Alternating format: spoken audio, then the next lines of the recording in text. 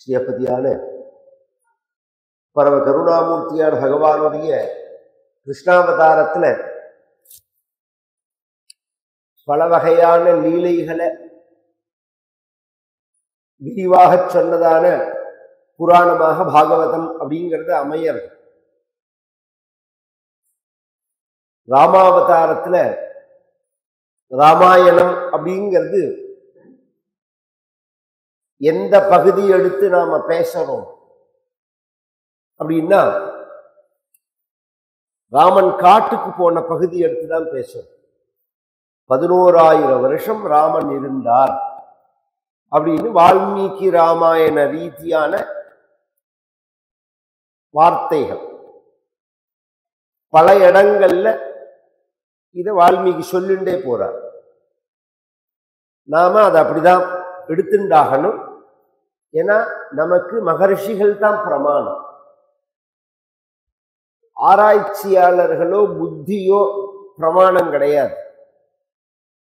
ஏன் அப்படின்னு சொன்னா தஸ்மாத் சாஸ்திரம் பிரமாணந்தே அப்படின்னு பகவான் சொல்லும் போது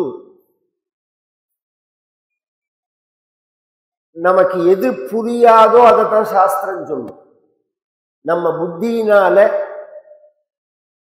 யுக்தியினால அனுபவத்தினால நாம புரிஞ்சுக்க கூடிய விஷயத்தை சாஸ்திரம் நமக்கு போதிக்கணுங்கிற அவசியம் கிடையாது. இது மைக் அப்படின்னு சொல்றதுக்கு ஒரு சாஸ்திரம் வேணுமா? அதான் தெரியறது. எதிர்த்தாப்புல ஒரு சாமா இருக்கு, கண்ணுக்கு எதிர்த்தாப்புல ஒரு பொருள் இருக்கு. இது என்னன்னு தெரிஞ்சுக்க போறோம் நாம. எது கண்ணுக்கு எதிர்த்தாப்புல இல்லையோ, எது செயல்ல இல்லையோ, எது நம்ம அனுமானத்துல அனுபவத்துல இல்லையோ, எது நம்ம புத்திக்கும் யுக்திக்கும் எட்டாததா இருக்கோ அந்த விஷயங்களை தான் சாஸ்திரம் நமக்கு சொல்ல வேண்டிய அவசியம் ஏற்படுறது. அப்ப வால்மீகி சொன்னதை நம்பணும். அந்த நம்பி இது இப்படி இருக்குமா அப்படி இருக்குமா அப்படிங்கிறதெல்லாம் உங்க ஆராய்ச்சிக்கு உட்பட்டது. அது தீர்மானம் கிடையாது. ஆராய்ச்சியே தீர்மானம் கிடையாது. ஆராய்ச்சியே ரிசர்ச்சே மாறுபாடுக்கு உட்பட்டது தானே. நீங்க ரிசர்ச் பண்ணி ஒன்ன ஃபைனல் பண்ற 100 வருஷ காலம் அதை எல்லாரும் ஃபாலோ பண்றா. அதுக்கப்புறம் ஒரு புத்திசாலி ரிசர்ச் பண்ணி அந்த இதை பொய்ன்னு சொல்லிவிடுறான். அப்படி உண்டான இந்த டார்வின் கொள்கையே அப்படிதானே. இப்ப சமீபத்துல அத பிளாப்னு ஒருத்தன் ப்ரூவ் பண்ணியிருக்காளே. 100 வருஷமா எத்தனை வருஷமாவோ குரங்குலேருந்து மனுஷன் வந்தான், குரங்குலேருந்து மனுஷன் வந்தான்னு அவன் சொன்னது அப்படியே. பகுத்தறிவுங்கிறதே அறிவு உள்ளவனுக்கு தான். அறிவு இல்லாதவனுக்கு பகுத்தறிவு அவசியமே கிடையாது. பகுந்த அறியறது. உன்னை இல்லைன்னு சொல்றதுக்கு என்னத்துக்கு அறிவு வேணும்? இருக்குன்னு சொல்றதுக்கு தானே அறிவு வேணும். நிரூபிக்கிறதுக்கு தானே அறிவு வேணும். அப்ப யோஜனை பண்ணி பார்க்கக்கூடிய சக்தியை பகவான் மனுஷனுக்கு கொடுத்துருக்கான். ஒரு வெண்டைக்காய் விதைய போட்டா அவரைக்காய் வருமா? எங்கேயாவது வெண்டைக்காயிலேருந்து வெண்டைக்காய் தான் வரும். இது எப்படி பிரகிருத்தியினுடைய ஒரு சிஸ்டமோ அது மாதிரி மனிதன்லேருந்து மனிதன் தான் வருவான், குரங்குலேருந்து குரங்கு தான் வரும் அப்படிங்கிறத நிரூபிச்சிருக்கான். பரிணாம வளர்ச்சி அப்படிங்கிறது வேற, நீ டைரக்டா ஜனனம்னு சொல்றது வேற. பரிணாம வளர்ச்சியை நாங்களும் ஒத்துக்கிறோம். அது ஜென்மாந்தரத்துல தானே தவிர நேர் ஜென்மால கிடையாது.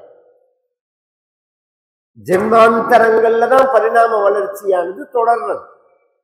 அது ஒரு பெரிய விஷயம். இப்ப ராமாயணத்துக்கு வருவோம். அயோத்தியா காண்டம், அதுல இருந்து ராமர் காட்டுக்கு போயிட்டு வந்த வருஷங்கள் ஒரு 14 இருக்கு. இதத்தான் விஸ்தாரமா ராமாயணம் சொல்றது. இன்னி நாமும் சொல்றோம், கேட்கிறோம். பட்டாபிஷேகத்தோட ராமாயணத்தை நிறுத்திடுறோம். அதுக்கப்புறம் உத்தரகாண்டம் சொல்லி கேட்கறது கிடையாது. உத்தரகாண்டம் பாராயணத்துக்கு எடுத்திருக்கு. மோட்ச இச்சை உள்ளவா உத்தரகாண்ட பாராயணம் பண்ணணும்னே இருக்கு. ஆனா நாம மோட்ச இச்சை உள்ளவா உத்தரகாண்ட பாராயணம் பண்ணிக்கோங்கோ அப்படின்னு சொல்லாம உத்தரகாண்ட பாராயணமே பண்ணக்கூடாதுன்னு நாம கலப்பி விட்டுட்டோம். சிலதெல்லாம் வந்து ஜனங்கள் நிமிஷமா அதை பத்தி மாத்தி பிரச்சாரம் பண்ணிடுவா. அது மாதிரி வியாச பாரதம், பாரதத்தை வந்து வீட்டுல சொல்லவே கூடாது, வீட்டுல படிக்க கூடாது, வீட்டுல கேட்க கூடாது அப்படின்னு ஒரு, இப்ப இந்த ஜெனரேஷனுக்கு எதுவுமே சொல்லல, எதுவுமே கேட்கல, அதனால ஒண்ணுமே தெரியாது. இதுக்கு முதல் தலைமுறை பரியந்தம் தெரியும் நான் சொல்ற விஷயம் எல்லாருக்குமே. வீட்டுல வியாச பாரதம் சொல்லக்கூடாதுன்னு எங்கேயாவது வியாச பாரதத்துல இருக்கா? இது கிடையாது. ஏன் வியாச பாரதம் வீட்டுல சொன்னா சண்டை வரும், அதுக்கு வியாக்கியானம் வேற. வியாச பாரதம் சொன்னா சண்டை வரும். வியாச பாரதத்தை வீட்டுல சொல்லக்கூடாதுன்னா பகவத்கீதையையும் வீட்டுல சொல்லக்கூடாது, விஷ்ணு சகஸ்ரநாமத்தையும் வீட்டுல சொல்லக்கூடாது. ஏன்னா அதெல்லாம் வியாச பாரதத்துல தான் இருக்கு. அந்த பகுதிகள்லாம் வியாச பாரதத்துல தான் இருக்கு. அதெல்லாம் நாம சொல்றோம், கேட்கிறோம், பொழுது விடிஞ்சா விஷ்ணு சகஸ்ரநாமம் பாராயணம் பண்றோம். பின்ன ஏன் இப்படி சொன்னார்கள்னா, இப்படி சொல்லல. வியாச பாரதம் லட்சம் கிரந்தம், லட்சம் ஸ்லோகம், நீண்ட நாள் ஆகும். ஆரம்பிச்சா முடிக்கிறது கஷ்டம். அப்படிங்கிறதுக்காக ஒரு ஜாகிரதைப்படுத்துறதுக்காக சொல்லப்பட்ட விஷயமே தவிர சொல்லக்கூடாதுன்னு கிடையாது. தஸ்ய ஹஸ்தகதோ பாரதம் பவனே யஸ்ய தஸ்ய ஹஸ்தகதோ ஜயஹா அப்படின்னு பாரதத்திலேயே உள்ள வார்த்தை. எந்த வீட்டுல வியாச பாரதம் வச்சு பூஜை பண்றோமோ, பாராயணம் பண்றோமோ, அவர்களுக்கு வெற்றி மேல வெற்றி வந்துட்டே இருக்கும். இது பாரதத்திலேயே உள்ள ஸ்லோகம். இது இப்ப நாங்கள்லாம் பொழுது முடிஞ்சா பாரதம் சொல்லிட்டு இருக்கோம். என் குடும்பத்துல என்ன சண்டையானதுன்னு இருக்கு, இப்படிலாம் கிடையாது. அது மாதிரி ராமாயணம் உத்தரகாண்டம் ரொம்ப அழகா இருக்கும். நம்ம சம்பிரதாயத்துல பட்டாபிஷேகத்தோட, ஏன் அப்படின்னா குசலவர்கள் சொன்னது பட்டாபிஷேக வரையில் தான். அதுக்கப்புறம் கதை அவளுக்கு தெரியாது. அதுக்கப்புறம் கதை அப்புறம்தான் எழுதினது. அப்படிங்கிறதுனால நாம பட்டாபிஷேகத்தோடு நிறுத்திக்கிறோம். அது மாதிரி பாகவதத்துல முக்கியமான கட்டமா அடுத்துன்னு நாம எதை பேசுறோம்னா இந்த தசமஸ்கந்தத்தை தான். கிருஷ்ணாவதாரத்துல மதுரா கோகுல பிருந்தாவன லீலைகள் அப்படிங்கிற இந்த 11 வருஷம் பகவான் விளையாடி நாம் பார்ப்போம். அததான் பேசாத கவிகளே கிடையாது. எப்படி ராமாயணத்தை பேசாதவாளே கிடையாதோ அது மாதிரி கிருஷ்ணனோட லீலைய பேசாதவாளே கிடையாது. எத்தனை மகான்கள் விதவிதமா இதுக்கு காவியம். நிகமந்த மகாதேசிகர்னு யாதவாபியுதயம் அப்படின்னு ஒரு கிரந்தம் பண்ணியிருக்கார். பில்வமங்கலம் அப்படின்னு ஒரு மகான் கிருஷ்ண கர்ணாமிருதம்னு பண்ணியிருக்கார். நாராயண தீர்த்தர் அப்படின்னு ஒரு மகான் கிருஷ்ண லீலா தரங்கினி அப்படின்னு பண்ணியிருக்கார்.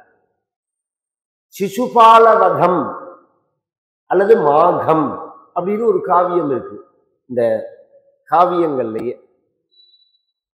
அது மாதிரி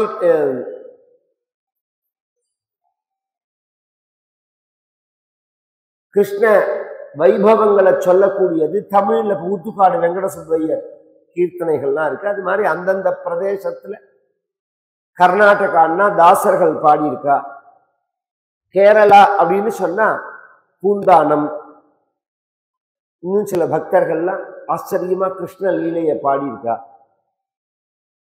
ஆந்திரா, மகாராஷ்டிரா அபங்கங்கள்லாம் நிறைய கிருஷ்ணலீலன், நிறைய கிருஷ்ணலீலன். உத்தரப்பிரதேசத்துல பிரஜ பாஷைகள்லயே நிறைய இருக்கு கிருஷ்ணனை பத்தினதான ஒரு வர்ணனைகள், கிருஷ்ண சரித்திரத்தை பத்தினதான விஷயங்கள் நிறைய இருக்கு. இதெல்லாம் ஆயிரக்கணக்கான வருஷங்களா நம்ம முன்னோர்களால ரட்சிக்கப்படுகின்றதான கிரந்தங்கள். இந்த பிரிட்டிஷ்காரன் வந்ததுக்கு அப்புறம் தானே பிரிண்டிங் டெக்னாலஜி வந்தது. அதுக்கு முன்னாடி இந்த பிரிண்டிங் டெக்னாலஜி இல்லைன்னு அர்த்தம் இல்லை, நாமளும் வச்சிருந்தோம்.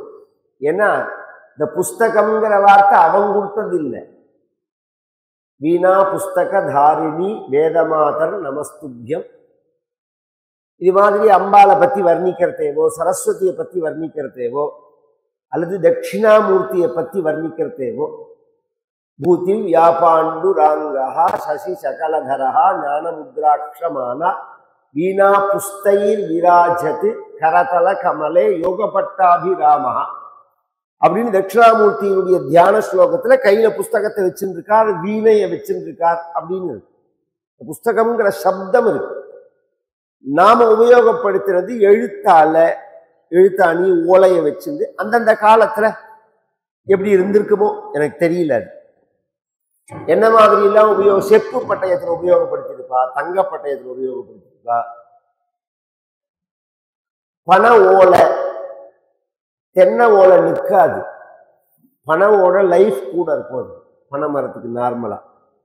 அதனால பனை ஓலை எடுக்கிறது. பூச்சி பிடிக்காது பனை ஓலைக்கு, ரொம்ப ரேரா தான் பூச்சி வரும் பனை ஓலைக்கு. ஏன்னா அதுல ஸ்வீட் குறைச்சல், எதுல ஸ்வீட் இருக்கோ அதுக்கு தான் பூச்சி ஜாஸ்தியா வரும். அதுல ஸ்வீட் குறைச்சல். அது பழைய காலத்துல எல்லாம் இவ்வளோ அக்ரிகல்ச்சர்ல பூச்சி கிடையாது. ஏன்னா நாம அந்த பதார்த்தங்கள்லயே ஸ்வீட் கிடையாது. அரிசிலாம் பழைய காலத்துல எல்லாம் இவ்வளோ திரிக்காது. அதனால ஸ்வீட் பூச்சி வரதுக்கு வாய்ப்பே கிடையாது. சுகர் எவ்வளோ உடம்புக்கு தேவையோ அவ்வளோ சத்ரு. அதுக்காக சொல்ல வர வியாதி, கேன்சர் முதலிய பெரிய வியாதிகளை குறைக்கணும், கட் பண்ணணும்னா சுகரை கட் பண்ணா சரியாயிடும். சுகர் தான் அதுக்கு பூஸ்டரே. இது எல்லாத்துக்குமே இருக்கு இந்த சைக்கிள். அதுக்காக சொல்ல வரேன். பழைய காலத்துல பூச்சி வரல, இப்ப பூச்சி வருது. அப்பெல்லாம் ஃப்ரிட்ஜ் கிடையாது, ஃப்ரீசர் கிடையாது, -டிகிரி கிடையாது, ஸ்டோரேஜ் பாக்ஸ் எல்லாம் கிடையாது. அவ எப்படி ரட்சிச்சான்னா அதோட இயற்கையான தன்மையினால அது ரட்சிக்கப்பட்டது. இந்த புஸ்தகங்கள்லாம் இருந்திருக்கு, ஆனா ரொம்ப ரேரா தான் இருக்கும். இது எப்படி டிரான்ஸ்லேஷன் டீச்சிங் எப்படி இருந்தது, எப்படி டிரான்ஸ்ஃபர் ஆச்சுன்னா எல்லாம் வாயால சொல்லி காதால கேட்டு. அதனாலேயே நம்மளுடைய வேதம் அதை காமிக்கிறது. பத்ரங் கர்ணேபி ஸ்ரூயாம தேவாக, காதால நிறைய கேட்கணும். வெறும் கதை இல்லை. இப்ப நம்ம கேட்கிறோம், என்ன கேட்கிறோம்னு நமக்கே தெரியாது. அப்படி இல்லை, கேட்டத சிரவணம், மனனம், நிதித்தியாசனம் இத்தியாதி விஷயங்களை யோக சாஸ்திரத்துல சொல்றோம். ஒரு தடவை கேட்கணும், கேட்கறத ஒரு தடவை நினைச்சு பார்க்கணும். நினைச்சு பார்த்தா அப்புறம் மறக்காது, சொல்லி பார்த்தோம்னா மறக்காது. அதவே அபியாசம் பண்ணணும், திரும்ப திரும்ப சொல்லி அபியாசம் பண்ணணும். இதெல்லாம் ஒரு முன்னேற்றத்திற்கான பயிற்சிகள், மனித சமூக முன்னேற்றத்திற்கான பயிற்சிகள்.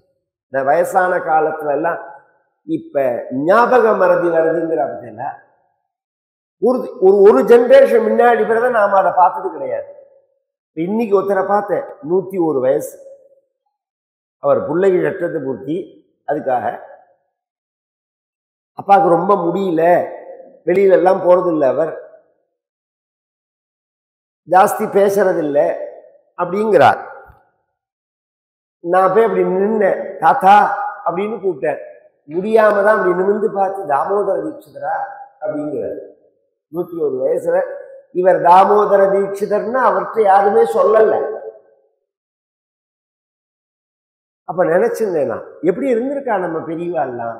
அந்த ஆகாரத்துல உள்ள கட்டுப்பாடு, சுத்தி, அதுதான் மனத்தெளிவுக்கு காரணம். எத்தனையோ விஷயங்கள் இந்த பாகவதத்துல கிருஷ்ணனுடைய லீலைகளை எல்லாரும் பேசியிருக்கான். அதுக்கு எப்படி 100 சுவாரஸ்யம் சொல்லிப்படுறேன். வால்மீகி ராமாயணம் பண்ணினார். அதை அனுசரிச்சு எத்தனையோ பேர் ராமாயணம் பண்ணினார். வால்மீகி சொல்லாத ஒரு விஷயத்தை இவர்கள் சொன்னார்கள்னு நீங்க ராமாயண ரீதியா நீங்க யாரும் சொல்ல முடியாது. கம்ப ராமாயணம் நீங்க எடுத்து ஒரு விஷயத்தை பேசினேன்னா இது வால்மீகி எங்க சொல்லியிருக்காருன்னு வால்மீகி ராமாயணத்துல சொல்ல முடியும். வால்மீகி சொல்லாத ஒரு விஷயத்தை கம்பர் சொன்னது கிடையாது, சொல்ல மாட்டார், சொல்ல முடியாது. ஏன்னா வால்மீகி அனுபவிச்சது போக மிச்சம்தான் நாம் அனுபவிக்கிறது. அதுபோல கிருஷ்ணனுடைய கதைன்னு வந்துடுத்துன்னா சுகமுகாத்து அமிர்த திரவ சங்கீதம் பிபத பாகவதம். சுகாச்சாரியால் சொன்னது போகதான் மிச்சம். சுகர் சொல்லாத ஒரு விஷயத்தை ஒரு கவி கிருஷ்ண சரித்திரத்துல சொல்லிட்டார் அப்படின்னு சொல்ல முடியாது. எங்கேயாவது ஒரு இடத்துல ஒரு எழுத்துல ஒரு பதத்துல ஒரு சுவாரஸ்யத்தை சொல்லிட்டு போயிருக்காரு சுகாச்சாரியா. அதை பிடிச்சு விஸ்தாரமா இவா பேசுவான். ஏன்னா இவர்கள் அனுபவிச்ச, எப்படி கண்ணுக்குட்டி குடிச்ச மிச்சம்தான் நாம குடிக்கிறது, கண்ணுக்குட்டியோட எச்சல் தான் நாம குடிக்கிறது அப்படிங்கிற மாதிரி வால்மீகி வியாச சுகாச்சாரியார்களுடைய உச்சிஷ்டம் தான் நாம அனுபவிக்கிறது. அவர்கள் அனுபவிச்சத்தோட மிச்சம்தான். அதனால அதை தாண்டி இவர் ஒசத்தின்னு சொல்லவும் கூடாது. இத பத்தி பேசினவர்கள் அதை சொல்லவும் இல்லை. ஆங்கு அவன் மகிழ்ந்த நாட்டை அன்பனும் நரவம் மாந்தி மூங்கையான் பேசலுற்றான் என மொழியலுற்றேன் அப்படிங்கிறார் கம்பர். வால்மீகி எங்க, நான் எங்கேங்கிறார். வாங்கரும் பாதம் நான்கும் மாற்ற முடியாததான பதங்களை உடையதுன்னா வேதம். வேதத்தோட பதங்களை நீங்க மாற்றவே முடியாது. இடைச்செறிகள்லாம் வேதத்துல, பாக்கி உலகத்துல உள்ள எல்லா நூல்லையும் இடைச்செறிகள் உண்டு, வேதத்துல இடைச்செறிகளே கிடையாது. ஏன் பண்ண முடியாதுன்னா அதை பண்ண முடியாதபடிக்கு அதோட அமைப்பு. நீங்க கொண்டு போய் ஒரு வார்த்தையை அதுல சேர்த்துடவே முடியாது. பாக்கி எல்லா நூல்லையும் இடைச்செறிகள் பண்ணலாம். வேதத்தை நீங்க தொட்டே பார்க்க முடியாது. அதனாலதான் அவளுக்கு ஆத்திரமே. இன்னி பரியந்தம் அத்தனை பேருக்கு என்ன ஆத்திரம் அப்படின்னு சொன்னா, இந்த வேதம் பிரமாணமா இருக்கு, இந்த பிரமாணத்தை மாற்ற முடியல. இன்னைக்குமே ஒரு தமிழ்ல இந்த திருக்குறளை பத்தி பேசுறவர்களே தமிழ் மறைன்னு தானே சொல்றாங்க. மறைங்கிற தமிழ் வார்த்தைக்கு என்ன பொருள் அதை சொல்லு போறேன். எனக்கு மறைங்கிற தமிழ் வார்த்தைக்கு என்ன பொருள்? தமிழ் மறைன்னு இதை சொல்ற, மறைங்கிற வார்த்தைக்கு என்ன பொருள்னா வேதம் தான். இது மாதிரி ஆச்சரியமான ஒரு பதங்களுடைய வேதத்தினால ராமாயணம் பண்ணப்பட்டது. அப்ப ராமாயணமும் அதற்கு ஈக்குவலா உள்ளது அப்படின்னு அவர்களே ஒத்துக்கிறதே. நாம எப்படி அதை விட இது ஓசத்தின்னு சொல்ல முடியும்? கிருஷ்ணாவதாரமும் அப்படிதான். சுகாச்சாரியால் அனுபவிச்சது ஆச்சரியமா இருக்கு. கிருஷ்ண லீலைகள் அதுல பகவான் அவதாரம் பண்றதுக்குள்ள காரணத்தை சொன்னார். பூபாரத்துக்காக பகவான் அவதாரம் பண்றார் அப்படின்னு தேவதைகள்லாம் பிரார்த்திச்சிருந்து பூமி தேவியோட பகவான் கிருஷ்ணாவதாரம் பண்றேன்னு சொல்லி கீழே பூலோகத்துல வசுதேவருக்கும் தேவகிக்கும் கல்யாணம் நடந்த கதையை சொன்னார். அசரீரி வாக்கு 8வது கர்ப்பம் ஒன்னு கொல்ல போறதுன்னு ஒன்னே கம்சன் தேவகியை கொல்ல போக வசுதேவர் சமாதானப்படுத்தி, இவளுக்கு பிறக்கிற குழந்தைகளை உங்ககிட்ட கொடுத்துடுறேன், இவளை நீ கொல்லாதே அப்படின்ன உடனே கம்சன் அதை ஒரு மனசா ஏத்துண்டு விட்டுட்டான். முதல் குழந்தை பிறந்தது தேவகிக்கு.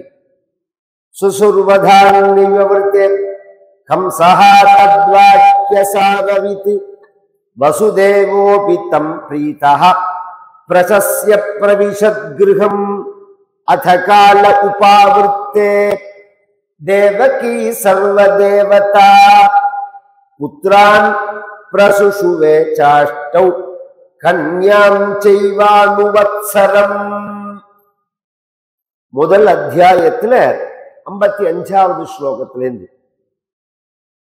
கீர்த்திமந்தம் பிரதமஜம் கம்சாயானகதுந்துபிஹி அர்ப்பயாமாஸ கிருஷ்ணேன சோன்ருதாநதி விஹ்வலஹ கிம் துஸ்ஸஹன்னு சாதூனாம் விதுஷாம் கிமபேக்ஷிதம் கிமகாரியம் கதர்யான துஸ்த்யஜம் கிம் திருதாத்மனாம் திருஷ்ட்வா சமத்வம் தச்சௌரேஹே சத்யே சைவ வியவஸ்திதம் கம்சஸ்துஷ்டமனாராஜன்னே பிரஹசன்னிதமப்ரவீத். இந்த முதல் குழந்தைய கொண்டு கொடுத்தார். ஒரு ஆச்சரியம், சொன்னபடி நடக்கணும்னு சொன்னேன். உங்கள்கிட்ட கொடுக்குறேன்னு சொல்ல இப்ப இன்னைக்கு புரியாது. இன்னைக்கு விவகாரம் நாம பண்ற அயோக்கியத்தனம் வெளியில தெரியாதபடிக்கு ஆயிடுது. இந்தி ஒரு குறிப்பிட்ட இடத்துக்குள்ளதான் நம்மளுடைய விவகாரம். ஒரு கிராமம்னு எடுத்துட்டா ஒரு 5000 பேர் இருப்பாங்க. இவாளுக்குள்ள விவகாரம் பண்றத என்ன ஆகும்னா எல்லாரையும் எல்லாருக்கும் தெரியும். அதனால தப்பு பண்ண முடியாது. மேல தெருக்காரன் கீழே தெருல வந்தான்னு வச்சுக்கோங்க, என்ன வந்திருக்க என்ன விஷயம்னு கேட்பான். எதுக்கு இங்க வந்திருக்க என்ன விஷயம் அப்படின்னு கீழே தெருக்காரன் கேட்பான். அவனை இன்னைக்கு பக்கத்தாத்துக்காரனுக்கே நம்மளை யாருன்னு தெரியாது. அதனால தப்புக்கு ரொம்ப ஈஸியா போயிடுது ஜனங்களுக்கு.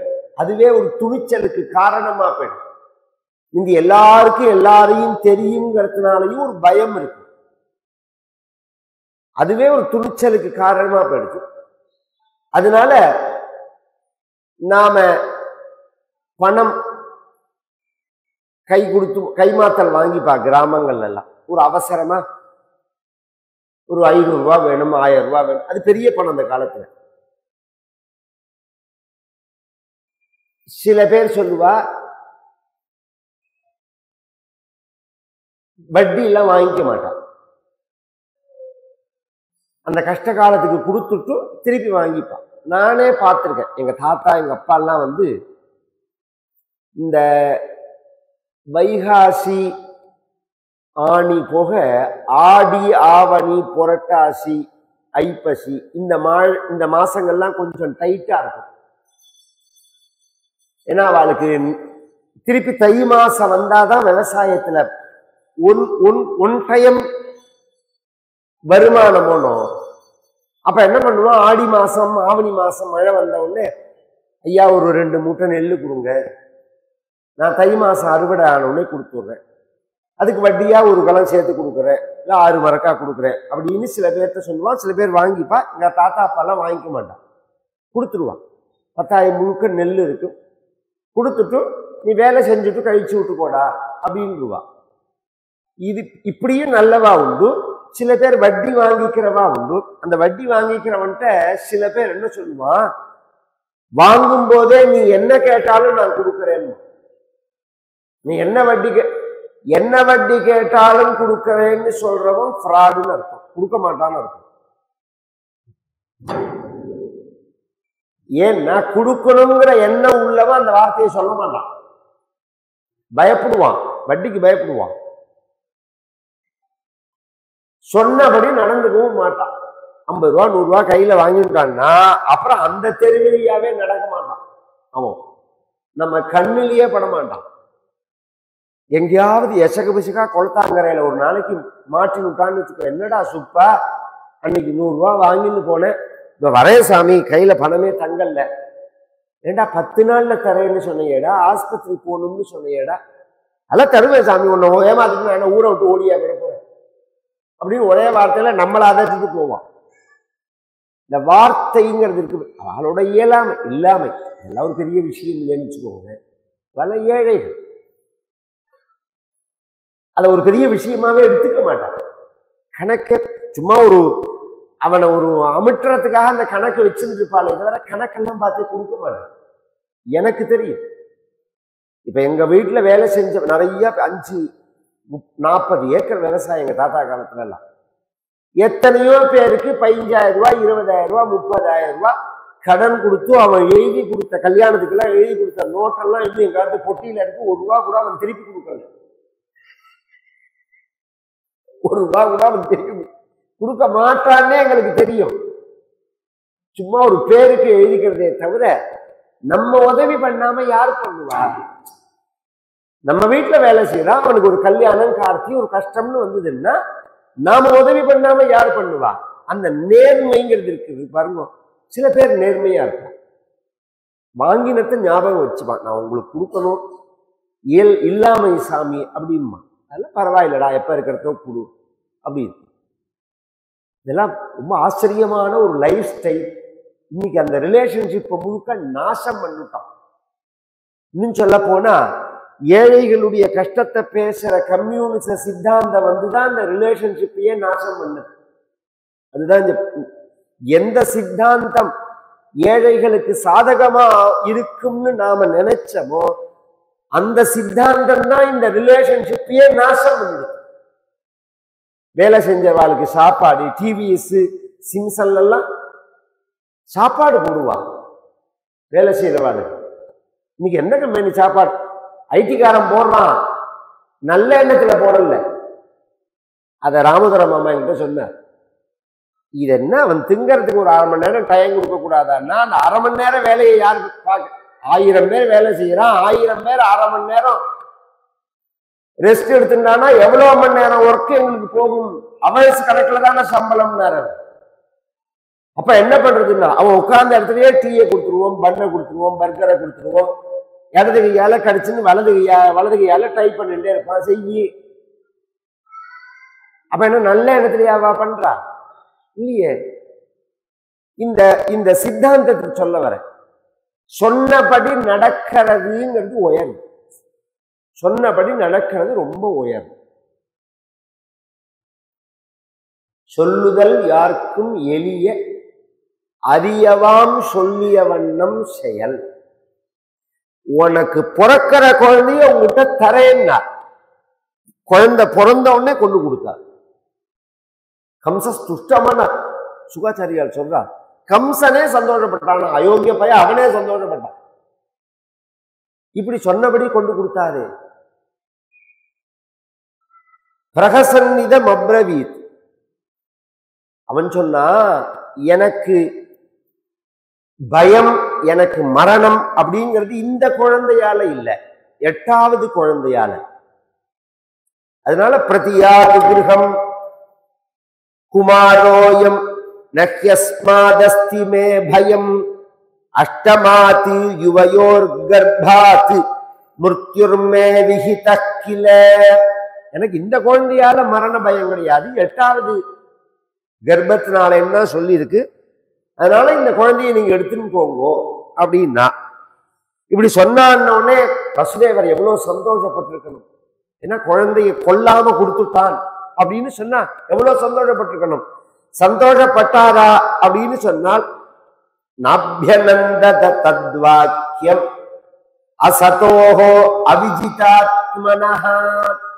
அபியநந்தத்தை வசுதேவர் சந்தோஷப்படல அந்த வார்த்தையை கேட்டு. ஏன் அப்படின்னா, சொன்னவன் என்ன ஹரிச்சந்திரனா என்ன? அதுதான் இந்த விஷயம். வேண்டாம்னு சொன்னவன் என்ன ஹரிச்சந்திரனா என்ன? அசத்தோஹோ அவிஜிதாத்மன. அசத் இப்போ ஒண்ணு சொல்லும், அப்புறம் ஒண்ணு சொல்லும், சாயங்காலம் ஒண்ணு சொல்லும், கார்த்தால ஒண்ணு சொல்லும். சாயங்காலம் என்ன சொல்லணும்னு கார்த்தால அதுக்கே தெரியாது. சாயங்காலம் சுய நினைவிலேயே இருந்திருக்க மாட்டான், அப்போ ஒரு வார்த்தையை சொல்லியிருப்பான். கார்த்தால போனோம்னா நான் சொன்னேனான்னு கேட்பான். இந்த காலத்துல எலெக்ஷனுக்கு முன்னாடி சொல்லிட்டு எலெக்ஷன் முடிஞ்ச உடனே நான் சொன்னேனான்னு கேட்கிறா பாருங்க, அது மாதிரி கேட்பான். அதனால வச்சஸ்யேகம் மனஸ்யேகம் கர்மண்யேகம் மகாத்மா. மகாத்மாக்களுக்கு என்ன அடையாளம்னா, சொல்லு ஒண்ணு, செயல் ஒண்ணு, மனசு ஒண்ணு, 3 ஒன்னாதான் இருக்கு. எதி மனசா தியாயதி தத் வாசா வததி தத் கர்மனா கரோதி. எதை மனசுனால நினைக்கிறாளோ அதைத்தான் பேசுவோம். நாரதரும் தேவலர்னு ஒரு மகர்ஷி, இவா 2 பேரும் பூலோகத்துக்கு வரா. தேவி பாகவதத்தில் உள்ள கதை.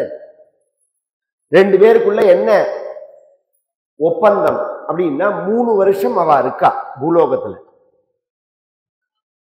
மனசு என்ன நினைக்கிறதோ அதை பேசணும். இது ஒரு விரதமா வச்சுக்கணும் அப்படின்னு சொல்றார் நாரதர். யாரால அது முடியறதுன்னு பார்ப்போம். இதுல என்ன சார் பெரிய விஷயம்னா, பெரிய விஷயம், மனசு நினைக்கிறத நாம பேச முடியாது.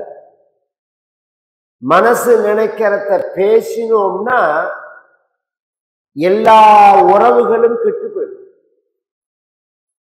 ஒரு காப்பியை போட்டு கொடுத்து எப்படி இருக்குன்னு கேட்கிறா மாமி, முடியாம போட்டிருக்கா. காலங்காலத்தால எழுந்து முடியாம போட்டிருக்கா. பால் நல்லாம இருக்கலாம், டிகாஷன் திக்கா இல்லாம இருக்கலாம். நன்னா இல்லேன்னு அந்த காப்பியை சொல்லிட்டா, ஓ அப்படியா, அதை வச்சிருவோம், வேற காப்பி போட்டு கொடுக்குறேன்னா சொல்லுவா. முடியாம நான் போட்டு கொடுத்துருக்கேன்னு இப்படி நன்னா இல்லைன்னு சொல்றேன் இல்லை, நீங்க செஞ்சா என்ன? வயசான வாழ்க்குள்ள அதுதானே வருத்தமே இருக்கு. ஏன்னா ஒரு சிஸ்டமா இருந்தது இந்த ஜென்ரேஷன்ல அடிபட்டு போயிடும்.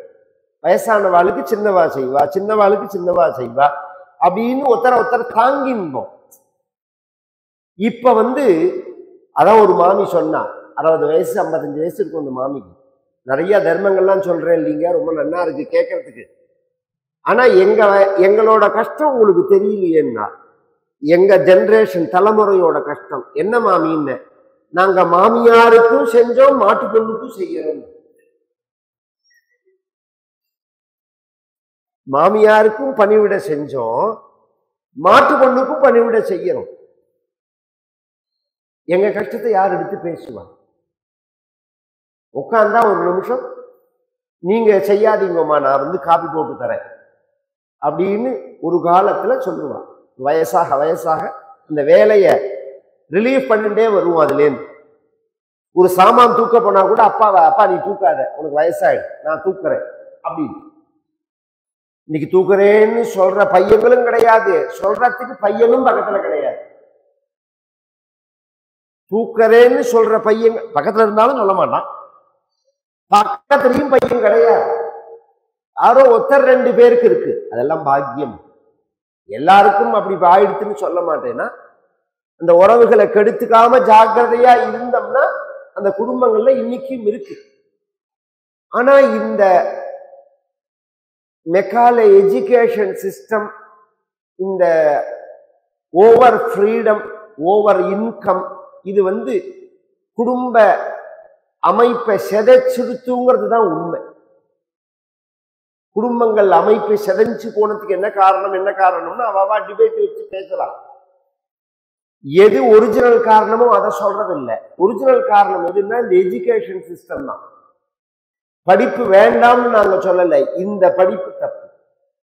இந்த படிப்பு வினயத்தை கொடுக்கிற படிப்பு இல்லை, கர்வத்தை கொடுக்கிற படிப்பு. வித்யா ததாதி வினயம், பணிவை கொடுக்கிற படிப்பா இருக்கணும். விஷயத்துக்கு வருவோம். இத வாங்கி செய்யறவா கிடையாது, சொன்னபடி நடக்கிறவா ரொம்ப குறைச்ச, நேர்மையா இருக்கிறவா ரொம்ப குறைச்ச. நம்ம சொல்றான், நாளைக்கு என்ன சொல்ல போறானோ, அதனால இந்த குழந்தை பொழைச்சதுன்னு அவர் சந்தோஷப்படல. என்ன நினைச்சாருன்னா, இதுக்கு என்ன தலையில எழுத்தோ அப்படி நடக்கட்டும்னு கூட்டார். இவர் நினைச்சா மாதிரியே ஆச்சு. இவர் இந்த பக்கம் போனாரா, அந்த பக்கம் நாரதர் வந்தார். கம்சன் நான் அந்த புராணங்கள்லாம் பார்க்கறதே சில கேரக்டர் ஞாபகம். இந்த நாரதரை பார்க்கறதையெல்லாம் எனக்கு ஞாபகம் வர ஒரே ஆள் சோதான். ஏன்னா கலகம் இல்லை, நாரதர் கலகம் கிடையாது. நம்ம நினைச்சிட்டு சும்மா விளையாட்டுக்கு சொல்றோம், நாரதர் கலகம் கிடையாது. அவருக்கு ஒரு பெரிய அதிர்ஷ்டம் என்னன்னா, ஒரே சமயத்துல அவரை நல்லவனும் பூஜை பண்ணுவான், கெட்டவனும் பூஜை பண்ணுவான். ஆளுங்கட்சிக்கு அட்வைஸ் பண்ணுவார், எதிர்கட்சிக்கு அட்வைஸ் பண்ணுவார். அது மாதிரி ஒரு யோகம். தேவதைகளும் பூஜை பண்ணுவா, அசுரர்களும் பூஜை பண்ணுவா. நாரதரை பூஜை பண்ணின்னு வரவேற்றார். என்ன கம்சா முகம் சிரிக்கிறது அப்படின்னார். கொஞ்சம் தான் என்ன ஒரு நேர்மை பாருங்க.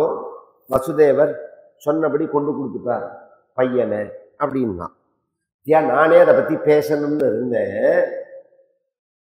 ஏதோ அசரீரி வாக்கு சொன்னதாமே, அது என்ன விஷயம்னு கேட்டார். 8வது கர்ப்பம் கொல்ல போறதுன்னு சொன்னது. வசுதேவர் முதல் குழந்தையை கொண்டு கொடுத்தா, நான் இந்த குழந்தையால எனக்கு மரணம் இல்லை, 8வது கர்ப்பம்னு சொன்னதுனால இதை எடுத்துன்னு போயிடுமோன்னு நான் சொல்லிட்டேன். பத்தியா அதுல ஒரு சூக்ஷ்மம் இருக்கு பாரு. என்ன சூக்ஷ்மம்னு கேட்டாங்க. அதை சொல்றதுக்கு தானே வந்திருக்கேன். என்ன இந்த அசரீரி வாக்கு 8வது குழந்தைன்னு சொல்லல, 8வது கர்ப்பம்னு சொல்லியிருக்கு.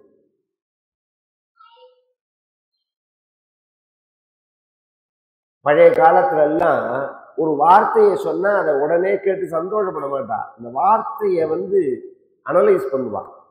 இதுல எந்த இடத்துல சுழி வச்சிருக்கான், பொடி வச்சிருக்கான் அப்படின்னு. இன்னைக்குதான் ஜனங்களுக்கு சொன்னதெல்லாம் நம்பர், புத்திக்கு வேலையே இல்லை. அது ரொம்ப குறைச்சல. 8வது கர்ப்பம்னு தானே சொன்னது. ஆமா.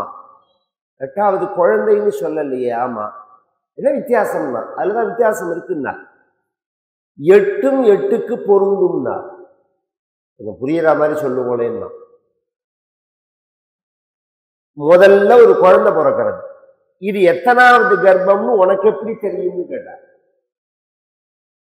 புரியலன்னா 7 கர்ப்பம் அபார்ஷன் ஆகி 8வது கர்ப்பம் முதல் குழந்தையா பிறக்கலாம். 2வது குழந்தை 8வது. இப்ப பிரசவிச்சதை வச்சுன்னு குழந்தைய கனெக்ட் பண்ணலாம். அபார்ஷன் ஆறது யாருக்கு தெரியும்? அது 50 நாள்ல ஆச்சா, 60 நாள்ல ஆச்சா, 80 நாள்ல ஆச்சா? இந்த காலத்துல என்ன உங்களுக்கு இதெல்லாம் பார்க்கற. அந்த காலத்துல எல்லாம் ஒரு ஆச்சரியம் என்னன்னா, எனக்கு தெரிஞ்சு விளையாட்டா சொல்றேன், 45 46 வயசுல ஸ்திரீக்கள் தன்னுடைய அந்த மாச சைக்கிள் நின்று போயிடுத்துன்னு நினைச்சுட்டு இருக்கிறதே குழந்தை பிறந்த வரலாம் உண்டு. அந்த காலம் இவ்வளவு பெரிய விஷயம் கிடையாது. இவங்க முக்கியத்துவம் கொடுக்க மாட்டான். ஆனா சகஜமா இருக்கு. இதுல இன்னொரு ஆச்சரியம் சொல்லுவேன். பிள்ளைக்கோ பொண்ணுக்கோ கல்யாணம் பண்ணி அது குழந்தையும் கிடக்கும், இவா குழந்தையும் கிடக்கும் பக்கத்துல. அப்படி அதெல்லாம் அதெல்லாம் வெக்கக்கேடெல்லாம் கிடையாது. அதெல்லாம் அந்த குடும்பத்தோ. அதுக்குதானே வாழை மரம் கட்டுறது. கல்யாணங்கள்ல வாழை மரம் கட்டுற மத்தியில உலகத்திலேயே விதை இல்லாத மரம் வாழை மரம் தான். ஒரு வாழை மரத்தை நீங்க நட்டுட்டேன்னா 2 வருஷத்துக்குள்ள பார்த்தா 15 வாழை மரம் இருக்கும். அது அப்படியே சீத்தும் போத்துமா வளரும். அது மாதிரி வளரணும் குடும்பம் அப்படிங்கிறதுக்காக எத்தனையோ முறுக்கு, பருப்பு தேங்காய். பருப்பு தேங்காய் எல்லாரும் என்ன பண்ணுவான், முந்திரி பருப்பு பருப்பு தேங்காய் வை, கட்டளை போடுற பொட்டுக்கடல், அந்த பருப்பு தேங்காய்லாம் வைக்கவே கூடாது. அதெல்லாம் எக்ஸ்ட்ராவா தான் வைக்கணும். இந்த தேங்கோழல் பருப்பு தேங்காய் தான் வைக்கணும். ஏன் அப்படின்னா அது சுத்தி சுத்தி வரும். அதை பட்சணமே பார்த்தெல்லாம் சுத்தி சுத்தி வரும். இது மாதிரி உறவுகள், இது மாதிரி உற்சவங்கள் சுத்தி சுத்தி நம்ம மாத்திரம் வரணுங்கிறதுக்காக தான் அது மாதிரி பண்றது. இந்த மாதிரி 1000 வியாக்கியானம் உண்டு. ஏன் இதை பண்றோங்கிறதுக்கு காரணம் சொல்லுவேன். முறுக்குங்கிறதே அப்படிதான், சுத்தி சுத்தி வரணும் உறவு அப்படிங்கிறதுக்கு. வாழை மரம் கட்டுறது வாழை மரம் மாதிரி குடும்பம் வளரணும், சீத்தும் போத்துமா இருக்கணும். இந்த பிள்ளைக்கு 4 குழந்தை, அந்த குழந்தைக்கு 7 பிள்ளை. எங்க தாத்தாக்கு 23 பேரை. 20 இன்னைக்கு 1 குழந்தை பிறக்குமா 2 குழந்தை பிறக்குமான்னு தவிக்கிறாவா. 23 பேர் பேரம்பேத்திகள் அப்படிங்கிற மாதிரி அப்படி இருந்தது. அவ்வளவு சௌக்கியமா இருந்தா. ஒரு குழந்தை பிறந்தா இது அப்படின்னு பிறக்கிறத வச்சுன்னு தெரிஞ்சுக்கலாம். கர்ப்பத்தை எப்படி கனெக்ட் பண்ண முடியும்? அதனால முதல் குழந்தையே 8வது கர்ப்பமாகவும் இருக்கலாம், 2வது குழந்தையே 8வது கர்ப்பமாகவும் இருக்கலாம், 3வது குழந்தையும் 8வது கர்ப்பமா இருக்கலாம், 4வது குழந்தையும் 8வது கர்ப்பமா இருக்கலாம். 5, 6, 7, 8, 8க்கு 8 அர்த்தம் நாராயணா பெட்டு வர்த்தமான் வந்த காரியம் ஆயிடுத்தவர். உடனே கொண்டா அந்த குழந்தையன்னா ஏதத் கம்சாய பகவானி சசம்சாப்யேத்ய நாரதஹ பூமேர் பாராய மானானாம் தைத்யானாம் ச வதோத்யதம் தேவகீம் வசுதேவஞ்ச நிகிருஹ்ய நிகடைர்கிருஹே ஜாதம் ஜாதமஹன் புத்ரம் தயோஹோ அஜன சங்கயா. இத கேட்ட உடனே ஜாதம் கொண்டாடின ஒவ்வொரு குழந்தையும் கொண்டு வந்து அபோதய சிலாபிருஷ்டம் ஸ்வார்த்தோன்மூலித சௌஹிருதா. இதுல சிலதெல்லாம் என்னன்னா, அந்த வசுதேவருக்கு முன்னாடியே தேவகிக்கு முன்னாடியே அந்த குழந்தைய கொல்லுவான். எப்படி கொல்லுவான்னா, இன்னைக்கெல்லாம் கதையா கேட்டுட்டு போறோம். இது நம்ம ரத்தத்துல சதையில பின்னி பெனஞ்ச சரித்திரம். இது நாம சிலதெல்லாம் வாழ்க்கையில மறக்க கூடாது, சிலதெல்லாம் அவசியம் தெரிஞ்சுக்கணும். மனித சமூகம் அப்பதான் ஜாகிரதையோட இருக்கு. இன்னைக்கு பெருசா எல்லாரும் இஸ்ரேல் இத்தினு சின்ன நாடு, உலகத்தை முழுக்க ஃபேஸ் பண்றா அப்படின்னு சொல்றாலே, அந்த அந்த சக்தி அவளுக்கு எப்படி வந்ததுன்னா இத்தனை தாக்குதலாலதான் வந்தது. எங்க தாத்தா சொல்லுவார், ஒரு சின்ன பூனைய ஒரு ரூமுக்குள்ள வச்சு கதவை சாத்தி நாம உள்ள புந்து கையில ஒரு கம்பை வச்சுன்னு அந்த பூனையை அடிக்க ஆரம்பிச்சோம்னா பூனை புலியா மாறும். தன்னை காப்பாத்திக்கணுங்கிற ஒரு நிர்பந்தம் வரும்போது இந்த அடிக்கிறமேனு கம்ப கண்டு அது பயப்படாது, நம்ம மேல பாயும். உயிரை காப்பாத்திக்கணும் அப்படிங்கிறது அது மாதிரி காப்பாத்திக்கணுங்கிற உணர்ச்சியால இத்தனை புத்திசாலித்தனம் அவளுக்கு வந்தது. நமக்கு அது போய் சவுந்தியா பெற்றோமா. இந்த தேசம் எத்தனை கஷ்டங்களை சந்திச்ச தேசம், எத்தனை பேரால இந்த தேசம் பந்தாடப்பட்ட தேசம். உலகத்திலேயே இஸ்ரேல்லாம் கிடையாது, உலகத்திலேயே அதிகமாக மற்றவர்களால் தாக்குதலுக்கு உண்டான மதம் நாடு இந்தியா, ஹிந்து மதம் தான். வேற எந்த நாட்டுக்கும் இதை சொல்ல முடியாது, வேற எந்த மதத்துக்கும் இதை சொல்ல முடியாது. அதிகமா தாக்குதலுக்கு உண்டான நாடும் இந்தியா தான், அதிகமா தாக்குதலுக்கு உண்டான மதமும் ஹிந்து மதம் தான். அதை தாண்டி நாம வந்தோம் அப்படின்னு சொன்னா நம்ம எஜுகேஷன், நம்ம புத்திசாலித்தனம் இருந்தது. இப்ப நாங்க ஏன் பயப்படுறோம்னா அந்த எஜுகேஷன் சிஸ்டத்தை எடுத்ததுனால பயப்படுறோம். ஜனங்களுக்கு அது தெரியல, படிப்புலயே அது தெரியல. நாம எவ்வளவு கஷ்டப்பட்டோம், நாம எவ்வளவு சிரமப்பட்டோம். இன்னைக்கு மதுரால கிருஷ்ண ஜென்ம பூமியில உள்ள போய் நீங்க பார்த்தெல்லாம் அங்க கோவில் இருக்காது. 5க்கு 6 ஒரு ஸ்டோன் இருக்கும். அந்த பாறாங்கல்லு தான் சிறைச்சாலையில தேவகி வசுதேவரும் படுத்திருந்த கல்லு. இன்னைக்கு அப்படியே இருக்கு, அந்த கல் அப்படியே இருக்கு. பாக்கி எல்லாத்தையும் சிதைச்சுட்டு போயிட்டான். 3 பக்க சுவர் நம்ம பக்கம் கிடையாது, ஒரு பக்கம் தான் நமக்கு சொந்தமா இருக்கு. இன்னைக்கு நாம அது வழியா தான் இப்படி போயிட்டு இப்படி வரணும். இந்த பக்கம் இந்த பக்கம் இந்த பக்கம் சுவர்னா வேற்று மதத்துக்கார எடுத்துனுட்டா, ஆக்கபி பண்ணிட்டான். இந்த ஜென்ம பூமி இருக்கு பாருங்க, ஜென்மஸ்தான், இத காப்பாத்துறதுக்கு ஒரே நாள்ல 2 லட்சம் பேர் உயிரை விட்டுருக்கான். அவுரங்கசீப் காலத்துல 2 லட்சம் பேர் கொல்லுன்னா, அத்தனை பேரையும் கொல்லு பண்ணுன்னா. இவன் வெட்ட வந்துட்டே இருந்தார் ஜனங்கள். ஹிந்துக்கள் அதை காப்பாத்தி இன்னைக்கு கொடுத்துட்டு போயிருக்கான். அந்த பகவான் பிறந்த அந்த ஸ்டோன். இவன் என்ன பண்ணுவான், கம்சன் அந்த குழந்தை பிறந்த உடனே அதை வாங்கி காலை ரெண்டையும் இப்படி பிடிச்சிருந்து இப்படி சுழட்டி அந்த கல்லுல அடிப்பான். அவ அம்மாவுக்கு எதிர்த்தாப்படி இத்தனை கஷ்டத்தை அனுபவிச்சவன் தேவகி. இதெல்லாம் நாம ஞாபகம், அந்த பகவான் பிறந்தது, இந்த கஷ்டங்கள், இதெல்லாம் ஏன் ஞாபகம் வச்சுக்கணும்னா திரும்பி இந்த கஷ்டத்தை நாமும் அனுபவிக்க கூடாது, நம்ம சந்ததியும் அனுபவிக்க கூடாதுன்னா இந்த நாலெட்ஜ் இருந்தாதான் என்ன நடக்கிறது இந்த நாட்டுல, என்ன பிளானிங் இருக்கு, என்ன ஆகுங்கிற புத்தியே இல்லாம தெருவுக்கு எதிர திங்கற கடையை திறந்து வச்சிருந்து நாய் பண்ணி மாதிரி தின்னுட்டு படுத்துட்டதுனால மனிதன் ஆயிடுமா? கொஞ்சம் நிகா வேண்டாம். எவ்வளவு வருத்தப்பட்டு பேசியிருக்கார் 2 நாள் முன்னாடி பிஎம் பேசும்போது. இதை நான் 10 வருஷமா சொல்லின்னு வரேன். இதுல ஒரு பெரிய ப்ராப்ளம் இருக்கு, உங்களுக்கு தெரியாது. நீங்கெல்லாம் ஒரு இடத்துல இருந்து விவகாரம் பண்ணுறீங்க, சும்மா நியூஸை மட்டும் பார்க்குறீங்க. நீங்க பார்க்குற நியூஸும் உங்க கண்ட்ரோல்ல உள்ள நியூஸும் இல்லை. என்ன நடக்கிறதுங்கிற உண்மை நியூஸே உங்களுக்கு தெரியாது.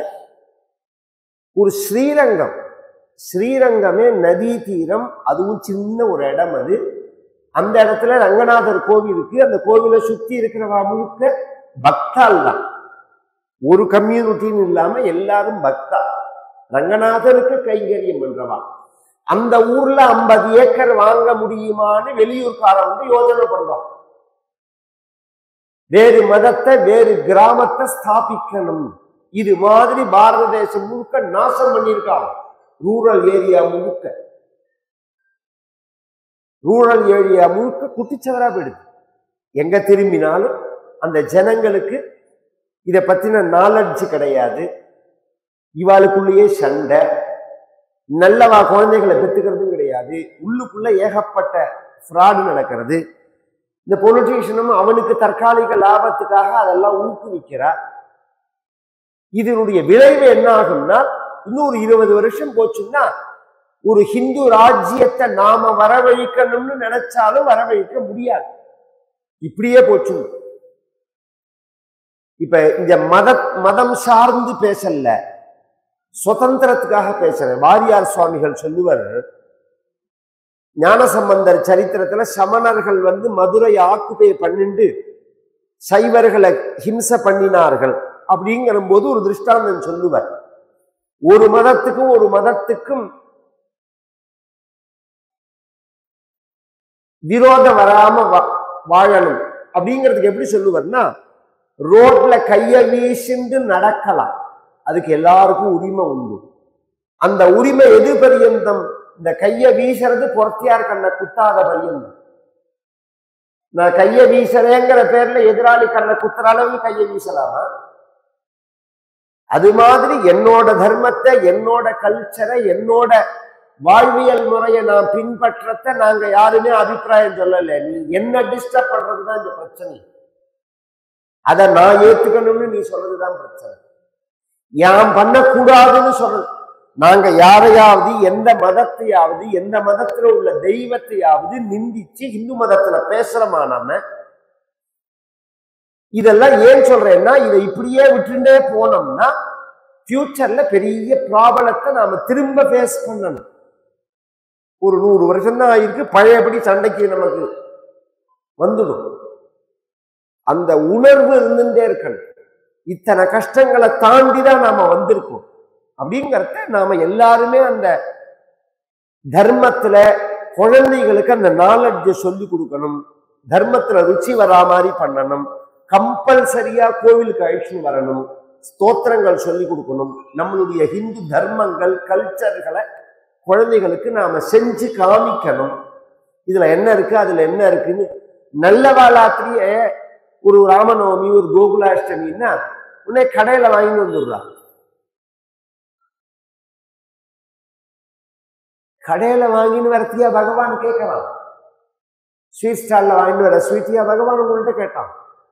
நீ ஒரு அம்மா ஹோட்டல்ல இருந்து ஆர்டர் பண்ணி ஒரு பிள்ளைக்கு போடுறதுக்கும் தன் கையால ஒரு ரசம் வச்சு போடுறதுக்கும் வித்தியாசம் உண்டா? கிடையாது. அது மாதிரி நீங்க சின்னதா ஒரு பாலை காய்ச்சி வச்சா கூட பகவான் சந்தோஷப்படுவான். இதெல்லாம் அவருக்கு அவசியமே கிடையாது. நாம அதை புரிஞ்சுக்கணும். அந்த இன்வால்வ்மெண்ட் நமக்கு வரணும், குழந்தைகளுக்கு வரணும்னு நாம நினைக்கணும். எத்தனை வயசானாலும் அதெல்லாம் விடக்கூடாது, செய்யணும் அப்படின்னு. ஏன்னா இத்தனை கஷ்டங்களை அனுபவிச்சுட்டு தான் வந்திருக்கோம். அந்த ஜென்ம பூமி இன்னைக்கும் இருக்கு. ஒரு ஜென்ம பூமிக்கு தான் ஜட்ஜ்மெண்ட் வந்திருக்கு. இன்னும் 3-4 இடம் இது மாதிரி பிராபலத்துல உள்ள இடங்கள் இருக்கு. நிர்பந்திச்சு ஹிம்சை பண்ணி இந்துக்களை கொலை பண்ணி ஆக்குபை பண்ணிண்டு. அதனாலதான் பரமாச்சாரியார் சொன்ன விஷயம், இன்னைக்கு காசிக்கு போனேன்னா பெருசா கட்டிட்டா காசி விஸ்வநாதர் கோவில.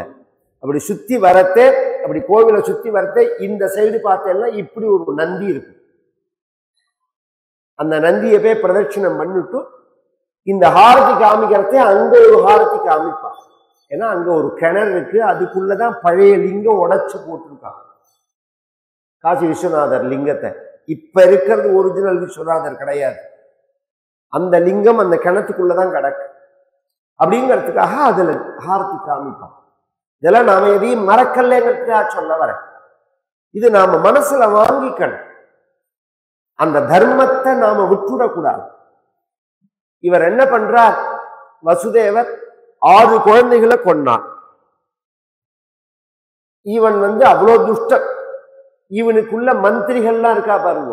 பிரலம்ப பகச்சானூர திருநாவர்த்த மகாசனைஹி முஷ்டிகாரிஷ்டத்விவித பூதனா கேசிதேனுகைஹி அன்னேஷ்ச அசுர பூபாலைஹி பானபௌமாதிபிர்யுதஹ யதூனாம் கதனம் சக்ரே பலீமாகவதவ சம்ஸ்ரயஹ.